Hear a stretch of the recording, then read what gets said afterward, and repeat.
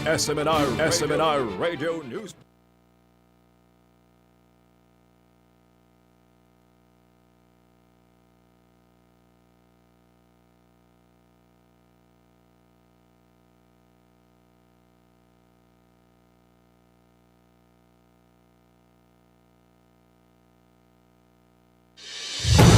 Mga balita, impormasyon, serbisyo at inspirasyon dito lang sa DZAR 1026 SMNI Radio Mega Manila. Kayo'y nakikinig sa DZAR 1026 SMNI Radio Mega Manila. Kapartner mo sa balita at serbisyo. Ating oras, alas 6:14 na ng umaga. SMNR Radio News Blast sa umaga.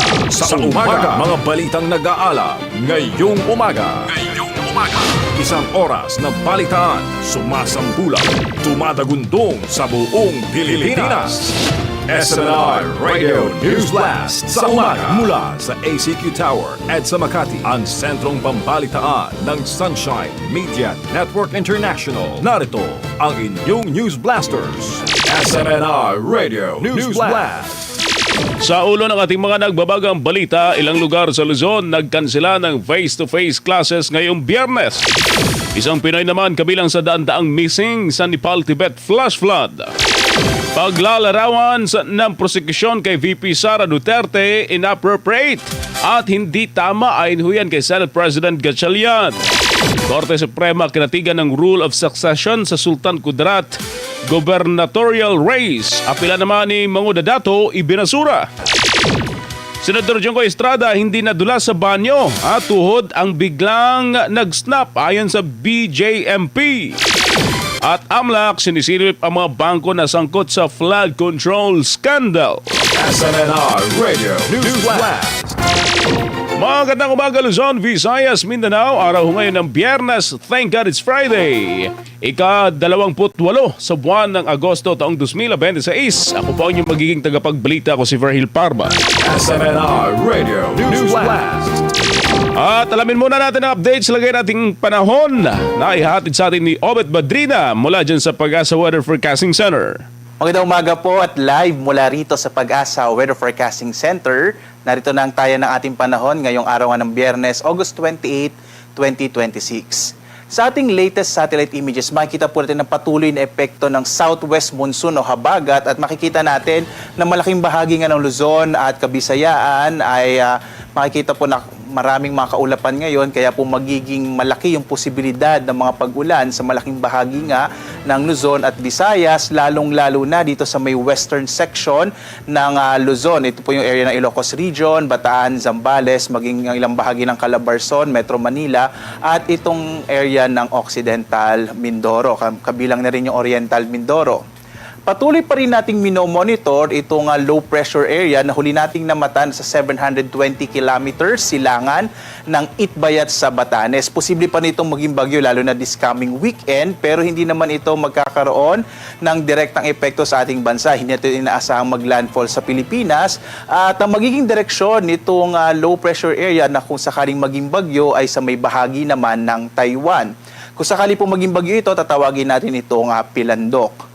Sa iba pang bahagi nating bansa, partikular na sa bahagi ng Mindanao, makakaranas naman ng bahagyang maulap hanggang sa maulap na kalangitan na may mga isolated o pulo-pulong mga pag-ulan, pagkidlat, pagkulog. So mapapansin natin sa ating buong bansa, pinakamaliit yung mga posibilidad ng tuloy-tuloy ng mga pag-ulan sa bahagi ng Mindanao, habang mas malaki yung posibilidad ng mga kalat-kalat na mga pag-ulan sa Luzon at sa Visayas. As of 5 a.m. nga po, may naka-issue tayo na heavy rainfall warning. So ang heavy rainfall warning, ito yung posibilidad ng mga malalakas na mga pag-ulan at in-update po natin ito every 3 hours. So as of 5 a.m. nga, nakataas or naka-issue ang heavy rainfall warning sa Zambales, gayon din sa Bataan, orange warning, gayon sa Tarlac, Pampanga, at ilang bahagi ng Bulacan. Naka-yellow warning naman po itong Metro Manila, nalalabing bahagi ng Bulacan, at ilang bahagi ng Nueva Ecija. So mag-ingat po, lalong-lalo na yung mga lalawigan kung saan naka-issue nga itong heavy rainfall warning, posible po yung mga pagbaha at mga pagguho ng lupa.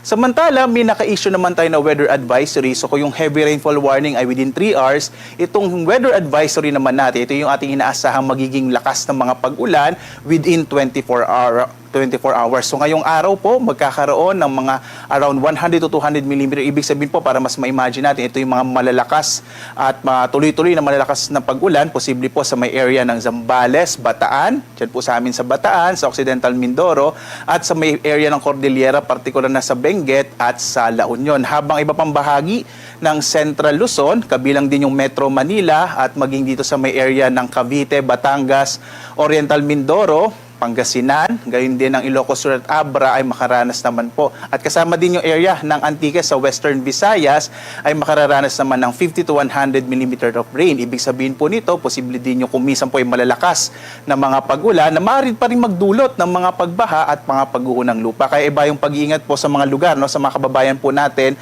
na nakatira sa mga areas kung saan posible nga itong 50 to 100 mm at saka lalong-lalo na yung 100 to 200 mm na mga pag-ulan ay mag-ingat po sa mga bantanga ng mga flash floods and landslides. At ngayong araw nga, makararanas po, lalong-lalo na yung area ng Bataan at Zambales ng mga malalakas na mga pag-ulan, habang iba pang bahagi sa may western section ng Luzon, kabilang ng Ilocos Region, gayon din ang bahagi ng Central Luzon, Metro Manila, gayon din ang Calabarzon at itong area ng Occidental Mindoro, makararanas po ng mga malalakas na mga pag-ulan. Habang ang nalalabing bahagi ng Luzon ay makararanas naman po ng maulap na kalangitan na may mga kalat-kalat na mga pag-ulan, pagkilat, pagkulog, lalong-lalo na itong silangang bahagi ng Luzon. Ang agwat ng mga temperatura ay narito po sa Lawag, Baguio, for Metro Manila, Tagaytay, Tuguegarao at Legazpi sa bahagi ng Bicol. Dito naman sa Palawan, Visayas at Mindanao, makararanas po ng maulap na kalangitan na may makakalat na mga pag-ulan, pagkilat, pagkulog sa may bahagi ng Palawan, at narito yung agwat ng temperatura sa Calayan Islands at sa Puerto Princesa City. Makararanas din ng maulap na kalangitan na may kalat-kalat ng mga pag-ulan, pagkilat, pagkulog ang bahagi ng Kabisayaan. At ang agwat ng temperatura ay narito po sa Iloilo, Cebu at sa Tacloban. Samantala, sa bahagi naman or sa Kalakhang Mindanao, makararanas po ng bahagyang maulap hanggang sa maulap na kalangitan. At posible pa rin yung mga isolated o pulupulong mga pag-ulan, pagkilat, pagkulog. At ang agwat ng mga temperatura ay narito po sa Zamboanga, Cagayan de Oro at Davao. Mapapansin natin sa Mindanao, walang masyadong mga namamataan pa tayong mga tuloy-tuloy na mga pag-ulat. May medyo mainit nga yung panahon dito sa may bahagi ng Mindanao. Kaya mag-ingat naman dun sa potential naman po ng too much matinding init na maaring maranasan sa bahagi ng Mindanao. Samantala, meron po tayong tinatawag na tropical cyclone threat potential. Ito yung posibleng mabuong mga bagyo within 1 to 2 weeks. So makikita po natin, makikita nyo po ito sa DOST Pag-asa website. Around August 27 to September 2, inaasahan po. Ito po yung low pressure area nating monitor at makikita nga natin yung potential na track nito ay patungo sa may bahagi ng Taiwan. Samantala, by next week, posible ding may mabuo na panibagong low pressure area at maaring patuloy na magpalakas ng habagat hanggang next week. So patuloy po natin itong i-monitor. Again, kapag mas matagal po yung forecast, mas mataas pa yung uncertainty. So marami pa rin pwedeng magbago. Kaya patuloy po natutukan ang pag-asa sa mga updates sa lagay ng ating panahon. This weekend naman, inaasahan natin na magpapatuloy yung malalakas na mga pag-ulan ngayong Sabado hanggang Linggo. Kaya po itong long weekend natin, partikular na sa darating po na Sabado at Linggo, ay inaasahan natin na tuloy-tuloy yung malalakas na mga pag-ulan hanggang araw ng Linggo. Posibleng mabawasan po yan bandang hapon ng Linggo or Lunes na. Kaya sa mga kababayan natin na may mga activities this coming long weekend, ay consider natin yung in-expect po, inaasahan natin na mga malalakas na mga pag-ulan, lalong-lalo na sa may western section nga ng Luzon. Yung area ng Ilocos Region, Cordillera, Central Luzon, Calabarzon, kabilang na yung Metro Manila at sa may area ng Mindoro provinces. Sa lagay naman ng ating karagatan, wala po tayong naka-issue na gale warning, kaya ligtas pa rin pumalaot yung mga sakyang pandagat mga bangka sa mga baybayin ng ating bansa. Gayunpaman, mag-ingat pa rin po kapag may mga thunderstorms, kung minsan nagpapalakas siya ng alon ng karagatan, kaya mag-ingat po lalong-lalo na yung maliliit na mga bangka. Ang araw naman natin ay sisikat, ganap na 5:44 na umaga at lulubog, ganap na 6:11 ng gabi. At sundan pa rin tayo sa iba't ibang mga social media platforms sa X, sa Facebook at YouTube at sa dalawang websites ng Pag-asa, yung pag-asa.doc.gov.ph at panahon.gov.ph kung saan nag-i-issue po tayo ng mga iba't ibang mga updates, lalong-lalo na yung mga heavy rainfall warning, mga flood advisories, thunderstorm advisories, rainfall information sa buong bansa. Again, nakamapa po yan real time. Puntahan nyo lamang po yung websites ng Pag-asa. At live naman nagbibigay update mula rito sa Pag-asa Weather Forecasting Center. Ako si Obet Badrina. Maghanda po tayo lagi para sa ligtas na Pilipinas. Maraming salamat po. Have a blessed Friday sa inyong lahat. Alright, maraming salamat partner Obet Badrina sa update sa lagay ng ating panahon. SMNR Radio News Blast. Oras natin mga kabayan, alas 6:24 na ho ng umaga, oras atid sa inyo ng Gold Mine Farm to Market Franchise. Kung gusto nyo pong magnegosyo ng bigasan, abay mag-Gold Mine Farm to Market Franchise na ho kayo. Sila nag-alok ng mura at di kalidad ng mga bigas. Diretso ho yan mula sa ating mga magsasaka hanggang sa mga pamilihan. At para sa karagdagang detalye ay bisitahin lamang kanilang mga social media pages o di kitawagan ni text ang mga numerong naka-flash sa inyong mga screen. SMNR Radio News Blast. Suspindido ho ang face-to-face classes sa ilang lugar sa Luzon ngayong Biyernes, Agosto 28 dahil sa masamang panahon na dala ho ng habagat sa Metro Manila. Suspindido ang face-to-face classes sa lahat ng antas sa Manila, Marikina, Caloocan, Malabon, Quezon City, Las Piñas, San Juan, Taguig at Muntinlupa. Sa Benguet naman, suspindido ang face-to-face classes sa Kibungan mula preschool hanggang senior high school, habang preschool hanggang elementarya naman sa Atok. Sa Bulacan, suspindido ang face-to-face classes sa Pandi para sa public at private schools. Ang mga paaralan sa ilang lugar ay inatasang lumipat sa alternative modes sa learning habang suspindido ang face-to-face classes. Ayon sa Pag-asa, magdadala ang habagat ng mga pag-ulan sa Metro Manila at iba pang bahagi ng Luzon at Western Visayas ngayong araw.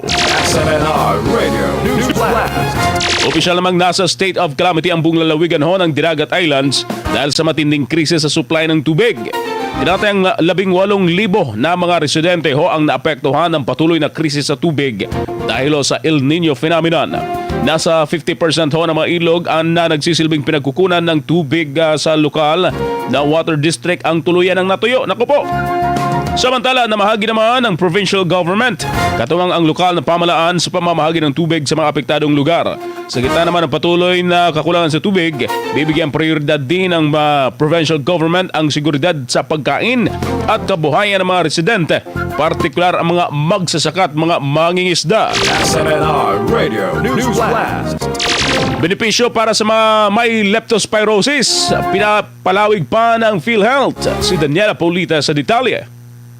Triple ang itinaas ng benepisyo ng PhilHealth para sa mga pasyenteng may leptospirosis. Ayon kay PhilHealth spokesperson Dr. Philip De Dios, aabot na sa 63,000 pesos ang basic coverage ng PhilHealth mula sa dating 21,000 pesos. Sakop nito ang room at bed accommodations sa ospital, mga kinakailangang gamot at diagnostic test ng pasyente. Para naman sa mga nagkaroon ng malalang komplikasyon gaya ng nangangailangan ng dialysis, maaring umabot sa 170,000 hanggang 230,000 pesos ang benepisyong maaaring makuha ng PhilHealth member. Para sa mga pasyenteng nagkaroon ng komplikasyon sa baga, aabot naman sa hanggang 400,000 pesos ang benepisyo, kabilang ang rehabilitation matapos ma-discharge sa ospital. Samantala, hindi bababa sa 400 kaso ng leptospirosis ang naitala sa Maynila mula Enero hanggang ngayong Huwebes, August 27. Batay ito sa daily reporting ng waterborne, foodborne, and leptospirosis diseases ng lungsod.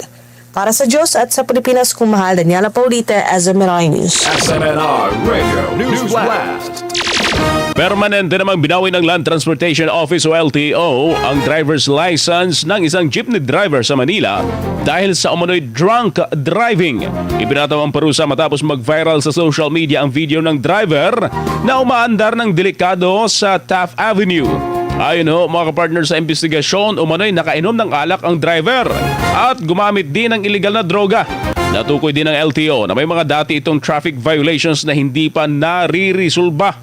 Bukod sa pagbawi ng lisensya, kinumpiska rin ng LTO ang jeepney na minamaneho nito. Pinapupunta naman ng ahensya operator ng jeepney bilang bahagi ng investigasyon. Samantala sa ibang report naman, NFA magsusubasta ng 37 metriko toneladang aging rice. para ho sa dagdag na warehouse space si Crescent Catarong sa report. Isusubasta ng National Food Authority o NFA ang tinatayang 37,000 metric tons ng aging pero good quality milled rice bilang paghahanda sa inaasahang pagdating sa wet season harvest. Sa isang public briefing, sinabi ni NFA Administrator Larry Lacson na pangunahing layunin ng auction na mailabas ang mga stock bago maging unfit for human consumption alinsunod sa itinatakda ng batas. Layunin din itong paluwagin ang mga bodega ng NFA upang magkaroon ng sapat na espasyo para sa mga bagong ani ng palay.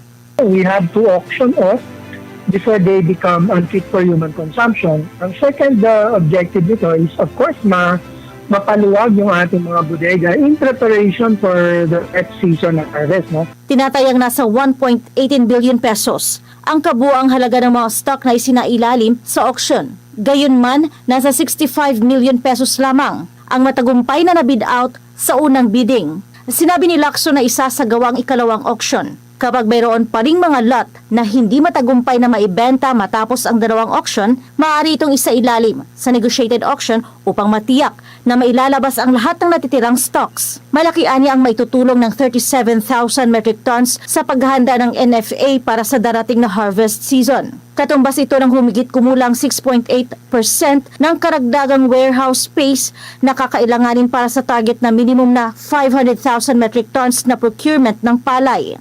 So mahalaga yan dahil malaki ang pangangailangan natin for warehouse space. In fact, we are still looking for more warehouse spaces for lease at yung mga ibang warehouse na mahihiram sa local government unit. Kapag hindi agad na ibenta ang mga ito, ani Lacson, maaaring patuloy na bumaba ang halaga ng aging rice stocks ng National Food Authority. Ipinaliwanag ng opisyal na habang tumatagal ang mga stock ay lalo itong nag-age dahilan upang bumaba ang kanilang market value. Gayunman, tiniyak ni Lacson na mahigpit na minomonitor ng NFA ang kalidad ng mga nakaimbak na bigas upang matiyak na hindi ito masasayang at nananatiling ligtas para sa konsumo. Nagsasagawa ang ahensya ng regular na testing sa mga rice stocks kada buwan upang matiyak na ang mga ito ay nananatiling fit for human consumption. Para sa Diyos at sa Pilipinas kong mahal, Crescent Catarong, SMNI News.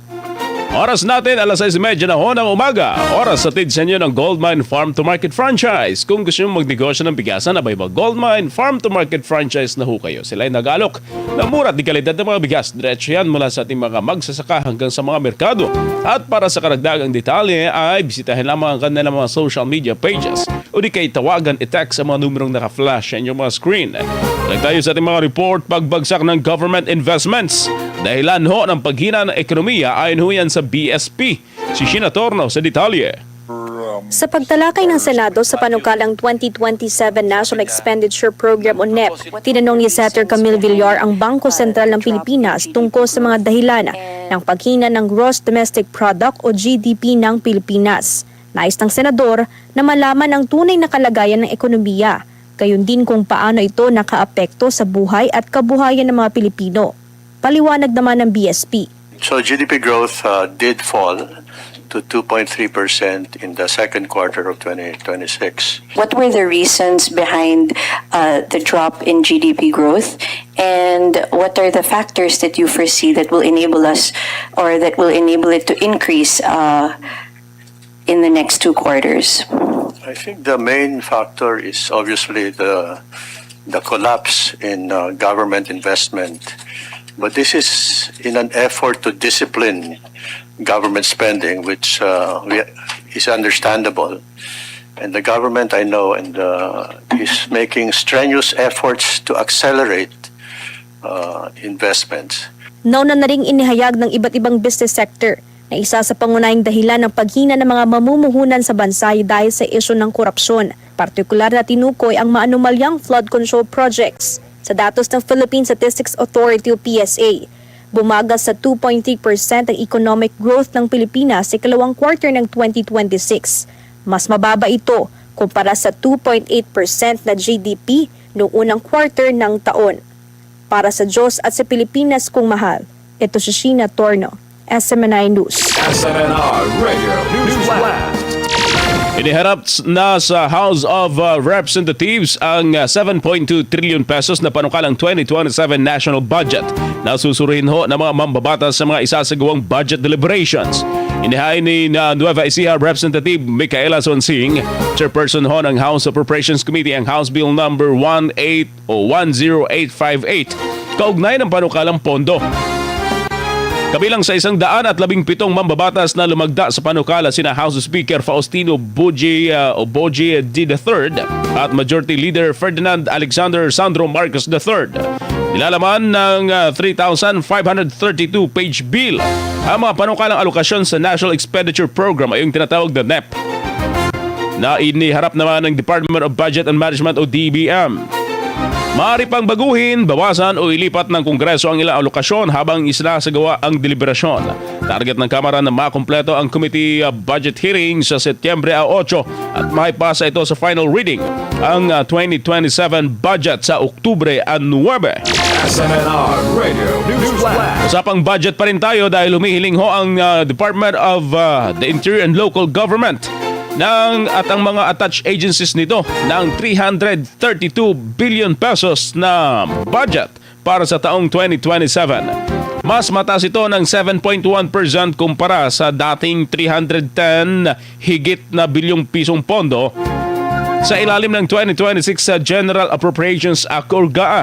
Pinakamalaking bahagi ng proposed budget, ang 278 billion pesos higit na mapupunta ho sa personal services, habang higit 43 billion pesos naman ang para sa maintenance and other operating expenses at higit 10 bilyong piso para sa capital outlays. Pinakamalaking panukalang alokasyon sa mga ahensya ng DILG ang para sa Philippine National Police o PNP na umabot sa higit 240 billion pesos. SMNR Radio News Blast. Hiniling din ng Commission on Higher Education o CHED sa Kongreso na maibalik ang higit 34 billion pesos na funding gap sa proposed 2027 budget nito. Ayon kay CHED Commissioner Shirley Agrupis, 35 billion and 453 million pesos lamang ang nakalaan sa ahensya para sa 2027 National Expenditure Program mula ho sa 70 billion 283 million na hinihinging budget. Babala ni Agrupis maring maapektuhan ang maumiral na programang scholarship, subsidy at iba pang reforma ng CHED kapag hindi naibalik ang kakulangan sa pondo. SMNR Radio News Blast. Time check, 6:36 na ng umaga, oras atid sa inyo ng Goldmine Farm to Market Franchise. Kung gusto pong magnegosyo ng bigasan, mag-Goldmine Farm to Market Franchise na ho kayo. Sila ay nag-alok ng mura at di kalidad ng mga bigas, diretso ho yan mula sa ating mga magsasaka hanggang sa mga merkado. At para sa karagdagang detalye ay bisitahin lamang ang kanilang mga social media pages o di kay tawagan at i-text ang mga numerong naka-flash sa inyong mga screen.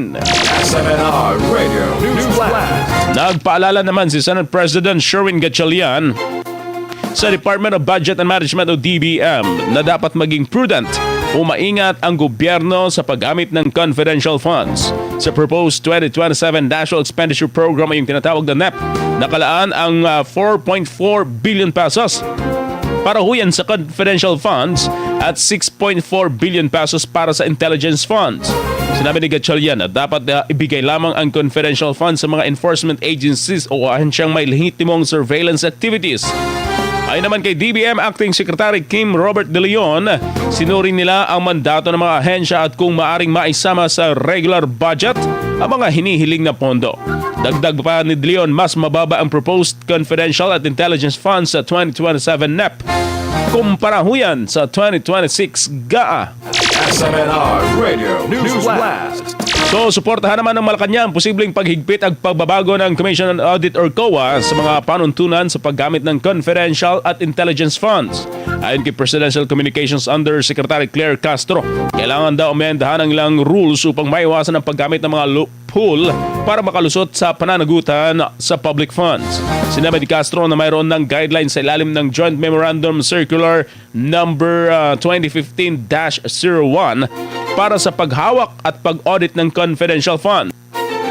May mga safeguards din umano para maprotektahan ang identity ng confidential informants kabilang sa paglalagay ng supporting documents sa sealed envelopes na itinatago sa agency vault. Ayon sa palasyo, ang problema ay hindi ang mga rules kundi ang mga taong sinasadyang iniikot ang mga tao. Samantala, hinihintay ng Malacanang ang detalyeng amindahan ang ipanukalan ng COA bago magbigay ng posisyon sa posibleng epekto nito sa government intelligence at confidential operations. Samantala, VP Sara Duterte binigyang parangal ang 40 war veterans sa Davao City. Si Jason Rubrico sa detalye.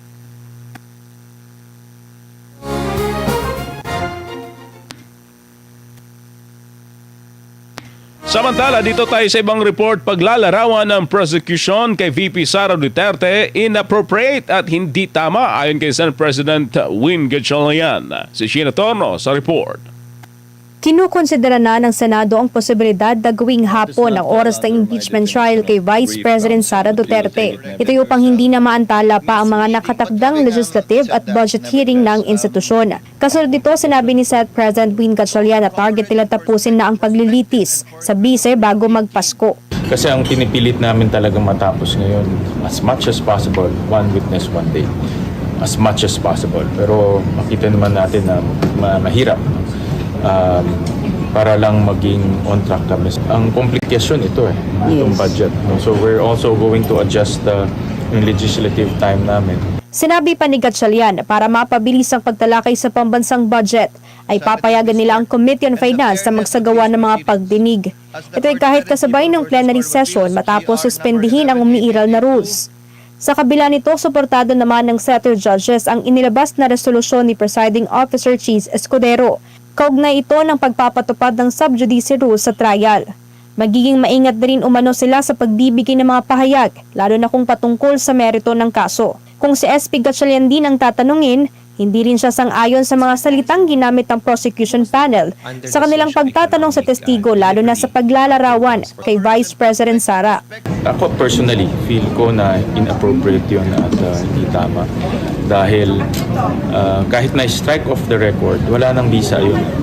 Mayroon na tayong YouTube na pwede mong i-replay. Ang taong bayan naman, din naman nila na-appreciate yung strike off the records. Kahit na naka-strike off the records, but when you rewind it in YouTube, makikita mo rin. And it affects the mentality of the senator judges. It also affects the mentality of the public. Kami being political figure, kung ang publiko ay affected the wrong way, ma-affect rin kami. So, kaya dapat maging maingat talaga yung prosecution. Samantala, nagbigay naman ng update si Gatchalian sa mga senador na kasulukuyang nakadetene at large at maging kay Senator Loren Legarda. Nilinaw ni Gatchalian na muling pinalawig ang medical leave ng senadora dahil sa isang seryosong karamdaman. It's a very personal issue. But you are made aware? Alam ko yung kanyang sakit. Even prior to this, we're personal friends as well. So, nasabi niya yun, meron siyang sakit na seryoso. 4 na mga senador ang voluntaryong hindi tumatanggap ng sahod, kabilang na sina Senator Rodante Marcoleta at Senator Jinggoy Estrada na kasulukuyang nakakulong sa New Quezon City Jail Dormitory sa Payatas. Gayon din si Senator Bato Dela Rosa na hindi nagpapakita sa Senado matapos ang ICC warrant at si Senator Loren Legarda na kasalukuyang nagpapagamot. Nung nag-leave, file siya ng medical leave, hindi niya na tinanggap yung sweldo. So we have instructed the accounting department and payroll department na i-suspend yung pagbibigay ng kanyang sweldo. Saan na pupunta po yung pag hindi po rin? Well, pupunta yan sa hindi nagagastos. So at the end, the Senate can declare savings and use it for something else. Para sa Diyos at sa Pilipinas kung mahal, ito si Sheena Torno, SMNI News. SMNI Radio News Blast. Tuloy tayo mga partners sa ating mga detalye ngayong umaga. Handang humarap bilang testigo si Attorney Michael Poa sa impeachment trial ni Vice President Sara Duterte sa kabila ng kanyang iba't ibang papel sa proceedings. Pinangalanan si Poa ng prosekusyon bilang testigo sa mga aligasyon ng paggamit ng confidential funds noong kalihim pa ng Department of Education si VP Sara. Ayon kay Poa, inaasahan na nila ang posibleng pagtestigo niya mula sa pre-trial at wala siyang problema sa pagharap sa impeachment court. Higinit ng defense lawyer na sasagutin niya ang mga tanong batay sa kanyang personal na kaalaman, lalo na sa mga usaping may kaugnayan sa kanyang dating tungkulin sa DepEd. Gayunpaman, sinabi ni Powa na mananatili ang attorney-client privilege sa mga impormasyong natututunan niya bilang abogado ni Duterte. Bukod sa pagiging abogado at posibleng testigo, si Powa rin ang tagapagsalita ng defense team. Pero naghanap na sila ng papalit dahil sa mahigpit na pagpapatupad ng sub judice rule. SMNR Radio News Flash. Senador Padilla, suportado si Escudero sa sub judice rule. Iginit naman na pangalanan ang mga lumabag. Si Sheena Torno magbabalik. Suportado ni Senator Robin Padilla ang hakbang ni Senate President at Presiding Officer Senator Cheese Escudero na pairalin ang sub judice rule sa nagpapatuloy na paglilitis kay Vice President Sara Duterte. Ayon kay Padilla, tama lamang ito upang mapanatiling integridad ng impeachment court. Tama yun, kasi talaga namang practice yan.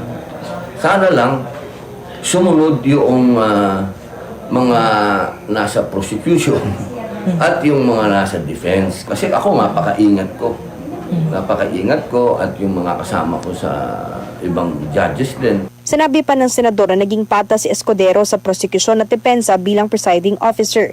Ngunit sana anyay hayagang pinangalanan ng presiding officer ang mga individual na lumabag dito. Mas maganda kung napangalanan niya. O sana napangalanan kung sino yung mga sa senador, tsaka sa prosecution, tsaka doon sa defense, na naglumalabag. Kasi kinausap ko bigla yung sarili ko, may nilabag na ba ako? Pabirong hirit ni Padilla, kayang-kayang bayaran ng kanyang misis ang 30,000 pesos na multa. Ngunit nakababahala kung mauwi ito sa reklamo sa Ethics Committee. Nilinaw rin niya na walang pinapanigan ng mga katulad niyang setter judges sa kabila ng magkakaibang bersyon ang depensa at prosekusyon. Hindi naman siguro. Para sa akin, trabaho lang ng senador hanapin ang... Kasi iba't iba ang katotohanan eh. May katotohanan ang defense, may katotohanan ang prosecution. Kaya kami, mga senador, dapat halamin namin yung totoo, yung realidad. Kasi may realidad eh. Kung ano talaga yung nangyari. Hindi nauukol sa naratibo. Ang pagpapatupad ng sub-judice rule ni Escudero ay nag-ugat sa patuloy na trial by publicity at mga pampublikong komentaryo sa social media na magkabilang panig sa kasagsagan ng paglilitis sa Vice Presidente. Kasunod ito sa inihaing manifestation ni Defense Lead Counsel Attorney Sheila Sison laban sa private prosecutor na si Attorney Amando Virgil Ligutan. Ito ay matapos mag-post sa Facebook si Ligutan ukol sa legalidad ng paggamit ng misleading questions sa paglilitis bagay na sinita ni Escudero. Para sa Diyos at sa Pilipinas kong mahal, ito si Sheena Torno, SMNI News. SMNR Radio News Flash. Samantala, pinag-iisipan ho ng Commission on Elections or COMELEC na ipaubaya na sa private groups ang pagsasagawa ng presidential at iba pang election-related debates sa 2028. Ayon kay COMELEC Chairperson George Garcia, mali lamang gampanan ng COMELEC ang supervisory sa mga debate alinsunod ho ng Fair Election Act.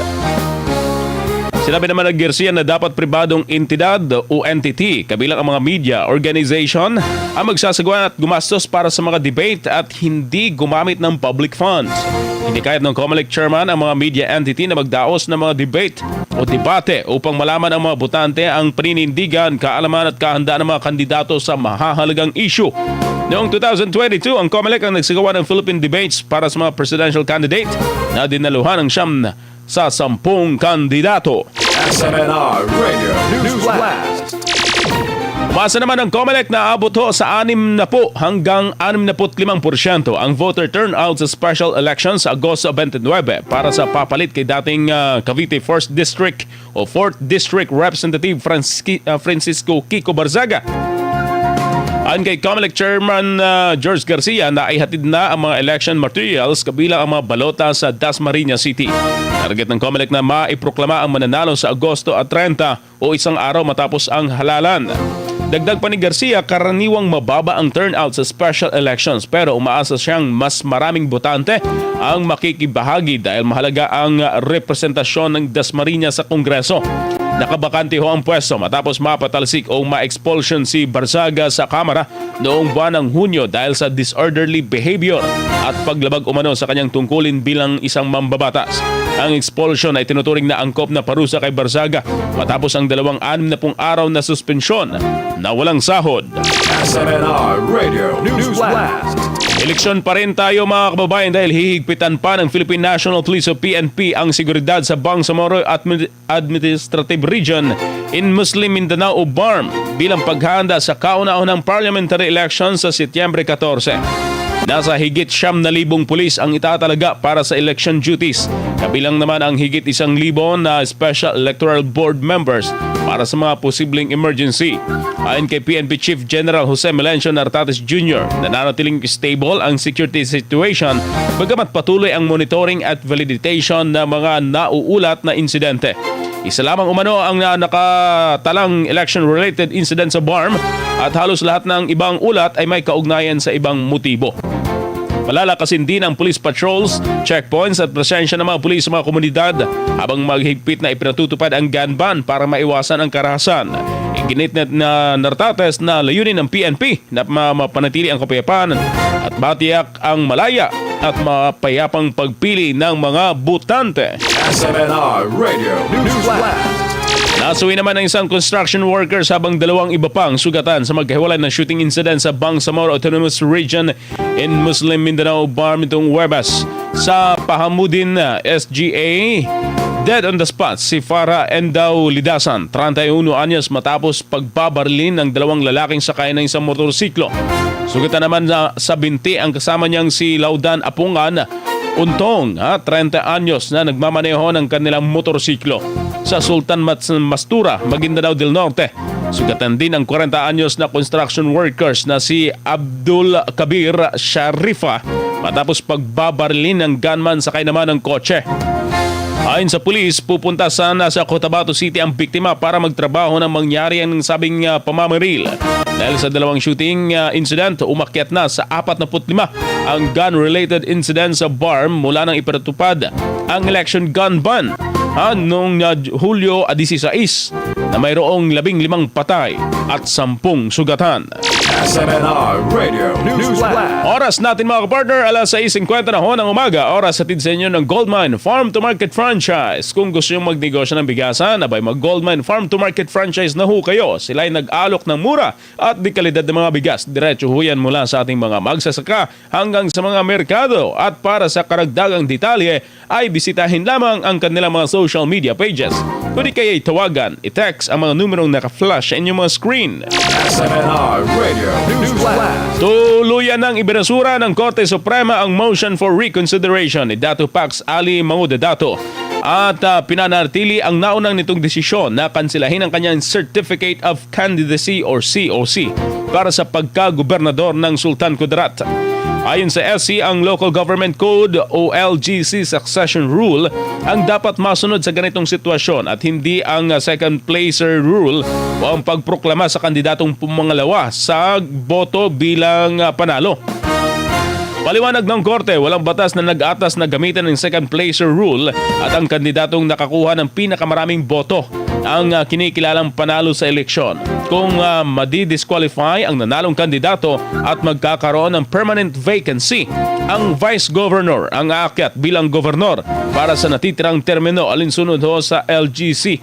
Binigyang diin din ng Supreme Court na ang desisyon ay para lamang sa local elective position na sakop ng LGC at hindi sakop ang national elective positions gaya ng Presidente at Vice President. Sinabi rin ng SC na walang likas na karapatan ng second placer na ideklarang panalo dahil the second placer lost in the election. SMNR Radio News Blast. Itinanggi naman ng Bureau of Jail Management and Penology or BJMP na nadulas sa banyo si Senador Jinggoy Estrada bago ang kanyang medical appointment. Ayon kay BJMP spokesperson Superintendent J. Rex Bustinera, naglalakad palabas ng kanyang selda si Estrada na mangyari ang pag-snap ng kanyang tuhod. Naganap ito noong Agosto 26 habang patungo sana si Estrada sa Cardinal Santos Medical Center dahil sa matinding sakit sa tuhod. Ayon sa orthopedic positioning ng senador, napunit ang meniscus ng kanyang tuhod matapos umanong mapilipit habang tumatayo sa pagkakaupo ang senador. Nakita sa x-ray na complete tear ng meniscus ang maaring mangangailangan ng operasyon depende ho sa desisyon ng pasyente. Matatanda na unang nabalita na nadulas si Estrada habang naliligo sa New Quezon City Jail na naging dahilan umano para mag-snap ang tuhod nito. SMNR Radio News Blast. Samantala, sinisilip ng Anti-Money Laundering Council o AMLAC ang mga bangkong sangkot sa flood control scandal. Sinabi ni AMLAC sa Secretariat Director, Attorney Arnold Cabanlit, na may enforcement action proceedings na laban sa mga bangko para alamin kung may lapses sa covered transaction reports o yung tinatawag na CTR at suspicious transaction reports o yung STR naman.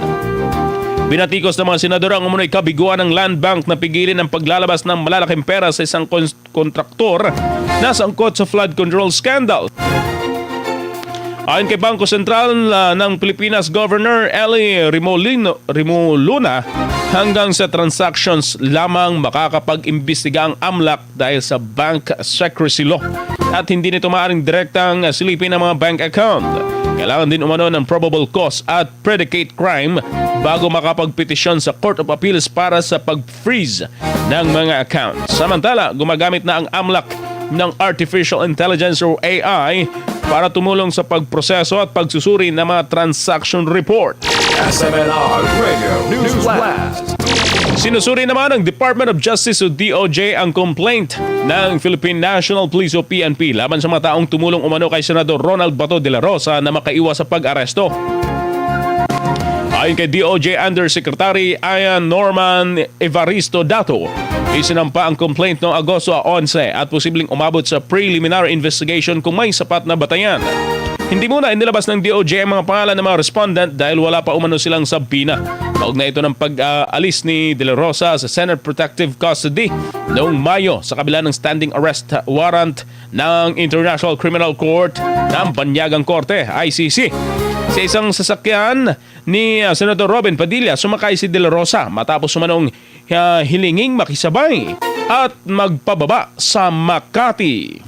SMNR Radio News Blast. Congressman Marcy Teodoro naman nanatiling inosente. Samantala, DOJ sinabing korte ang magpapasya sa kanyang kaso. Si Aaron Roa sa report.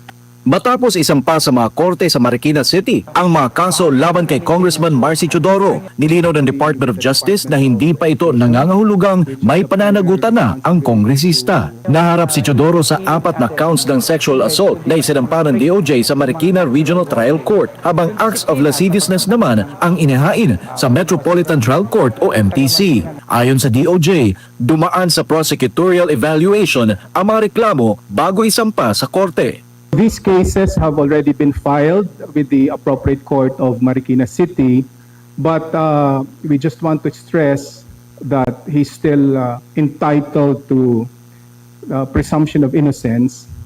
Paliwanag ng DOJ, natapos na ang prosecutorial evaluation kaya nailipat na sa korte ang usapin. Nasa korte na ang susunod na hakbang at ito ang magpapasya batay sa rules of court. And it just means that the prosecutorial action, the prosecutorial evaluation has been done, and it is now up to the court to proceed as a matter of course based on the rules of court. Pero kinestyon naman ng kampo ni Teodoro ang proseso ang paglabas ng resolusyon ng DOJ. Iginit ng legal counsel ng kongresista na si Attorney Alma Malyonga na walang sapat na batayan ang mga reklamo laban sa kanyang kliyente. Kinestyon din ni Malyonga kung bakit hindi ang DOJ panel na nagsagawa ng investigasyon ang naghanda at lumagda sa resolusyon. Ayon sa abogado ni Teodoro, matagal nang natapos ang mga hearing at investigasyon sa mga reklamo, kaya lalong kinestyon ng kampo ni Teodoro kung bakit may resolusyong lumabas na anilay hindi gawa o nilagdaan ng panel na nagsagawa ng investigasyon. Samantala, may mga residente rin na Marikina ang nagpahayag ng suporta sa kongresista. Sa isang statement of support, sinabi ng samahan ng mga angkan sa Marikina na binubuo umano ng 50 angkan at tinatayang nasa 10,000 individuals na nakakadismaya ang paulit-ulit na mga paratang laban kay Teodoro. Tinawag din ng grupo na walang sapat na basihan ang mga kaso laban sa kongresista. Sa ngayon, nasa kamay na ng korte ang susunod na proseso sa mga kasong isinampa laban kay Teodoro. At habang iginigiit ng DOJ na nananatili ang presumption of innocence ng kongresista, patuloy naman na kinikestyon ng kampo ni Teodoro ang proseso sa likod ng paglabas ng resolusyon. Para sa Diyos at sa Pilipinas kung mahal, Aaron Rojas, SMNI News. SMNI Radio News Blast. International News Blast. Nagpapatuloy ang search and rescue operations sa Nepal-Tibet matapos wasakin ng flash floods ang mga bahay, kalsada at tulay doon. Sa Nepal, higit 700 na kataong nawawala habang nasa 389 naman ang kumpirmadong nasawi. Ayon sa US Geological Survey, glacial collapse at debris flow ang nag-trigger sa malakas na pagbaba ng tubig at putik, habang may pangamba naman sa posibilidad ng panibagong pagbaha. Sa Tibet, 3 ang kumpirmadong nasawi at higit 500 ang missing, bagamat hindi pa malinaw kung may pagkakapareho sa mga naitalang missing sa Nepal. Kabilang sa mga nawawala ang daan-daang foreign tourist, kabilang ang 178 mula sa bansang India, 65 sa Amerika at 33 naman mula United Kingdom. SMNI Radio Sports News. Okay, para na sa ating balitang pampalakasan sa mundo po ng baseball. Natalo ang Philippine Women's Baseball Team sa host Chinese Taipei sa score na 2-8 sa group stage ng WBSC Women's Baseball World Cup sa Tainan. Dahil dito may 2 wins at 2 losses na ang Pilipinas sa Group B. Bago ang pagkatalo, tinalo ng Pilipinas ang Cuba sa score na 6-0. Tambak at Great Britain sa score na 6-2 matapos bumigay sa Japan sa score na 0-3. Susunod namang makakalaban ng Pilipinas ang Venezuela na mayroong 2 wins at 1 loss, kapantay ng Chinese Taipei. Nangunguna sa grupo ang defending champion na Japan na walang talo at mayroong 4 na panalo. Ang top 3 teams sa Tainan Group ang susulong sa final sa Rockford, Illinois sa susunod na taon. Showbiz News Blast. Pumanaw na sa edad na 85 ang Canadian voice actor na si Peter Cullen na nagbigay buhay sa boses ni Optimus Prime sa Transformers. Sa kanyang mga pamilya, mapayapang pumanaw si Cullen sa kanyang tahanan sa Los Angeles, California nitong Miyerkules, Agosto 26. Hindi naman ibinunyag ang dahilan ng kanyang pagpanaw. Bukod kay Optimus Prime, kinilala rin si Cullen sa pagboboses sa Irie sa ilang Winnie the Pooh projects. Si Cullen rin ang nagbigay buhay sa King Kong sa 1976 movie at sa Car sa Knight Rider. SMNI Radio News Blast. Ang salita ng Ama sa pamamagitan ng hinirang na anak ng Diyos, Pastor Apollo C. Quibloy. Sa ating words of the Son, loyalty is the #1 golden principle that will make gold out of you and your heart. Ang katapatan ang numero 1 gintong prinsipyo na gagawin kang ginto at ang iyong puso. SMNI Radio News Blast. At yan po mga kapartners, mga balitang dapat nyong malaman ngayong umaga. At bago tayo tuluyang mamaalam ay batiin muna natin ang ilan sa ating mga kapartner na nandito sa ating comment section. Magandang umaga kay Crescencio Prado dyan sa Las Piñas, si AZS Patuinan, si Virgilio de los Reyes, good morning. Angela Macabenta, good morning. Si Efren Gilde, good morning. Si Dom Gawil, good morning. Jeff Cruz, si Bryke Naria, good morning. Ito, matagal-tagal tong nagpakita dito sa comment section. Si Duterte Pinay Loyal 28, good morning. Happy birthday Duterte Pinay Loyal 28. Okay. Kaya pala matagal siyang hindi nagko-comment kasi sa TV na lang siya nanonood dahil sa isang pangyayari. Kaganon man, Duterte Pinay Loyal 28, happy birthday! And sana'y makarecover ka sa iyong pinagdadaanan. Si Rosalinda Tandok, good morning. At sino pa? Si Evalu Sante, good morning. Blessed Friday everyone! Maraming salamat sa inyong pagtutok at pagsubaybay. At sa ngalan ho ng buong pwersa ng DZAR 1026 SMNI Radio, ako po ang inyong naging tagapagbalita. Ako si Virgil Parba. At sa ngalan ho yan ang aking kapartner, si partner MJ Mondehar. Maraming salamat. Susunod na ang programang Pulso ng Bayan, mapapanood ninyo worldwide. Sumainyo ang mga nag-aalab na mga balita sa SMNI Radio News Blast. Samahan kami muli sa paghahatid ng mga balita sa loob at labas ng bansa para sa Diyos at sa Pilipinas nating mahal. Atin mo! Hindi ka natin to! Sulit ang kargatin, hindi ka meron dito! Atin mo! Hindi ka natin to! Basta mag-isa sa ito! Atin to! The biggest indoor cathedral in the world is about to open. You are about to witness the opening of the largest indoor cathedral in the world. An architectural and engineering marvel. A new landmark rises. A testament of faith and love beyond measure. A reflection of perseverance and unity. A mark of a visionary man who wants to bring world-class and first-world experience to Davao City, to the Philippines.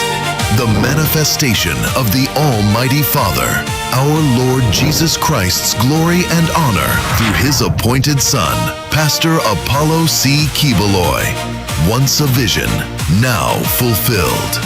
A symbol of excellence stands before the world, where greatness gathers and where the future takes center stage. This is the KOJC's new place of worship, a sacred space sanctified for its Thanksgiving and worship presentations, where His sons and daughters shall gather to pay homage and offer the highest praises and adoration to the Almighty Father, our Lord Jesus Christ, through His appointed Son, Pastor Apollo C. Quiboloy. A new chapter begins for the kingdom of Jesus Christ. Be part of history. Come and witness the grand opening of the world's largest indoor cathedral, the Kingdom. Join us as we worship in spirit and in truth. Find the true way to freedom, truth, and salvation. Listen to the words that giveth life, delivered only by the appointed Son of God, Pastor Apollo C. Quiboloy, to whom the Almighty Father, our Lord Jesus Christ, has entrusted His true message. Happening on September 1st, 2026, 5 o'clock in the afternoon at the Kingdom, KOJC Compound, Phil Japan Friendship Highway, Sasa, Davao City, Philippines. Be there and be blessed like never before. Register now at kd-opening.kingdomofjesuschrist.global or scan the QR code on your screen. Admission is free. A friendly reminder from the KOJC and the Kingdom team. Visitors who wish to attend are requested to observe the following decorum and dress code. White polo or barong for men. White dress or Filipiniana for women.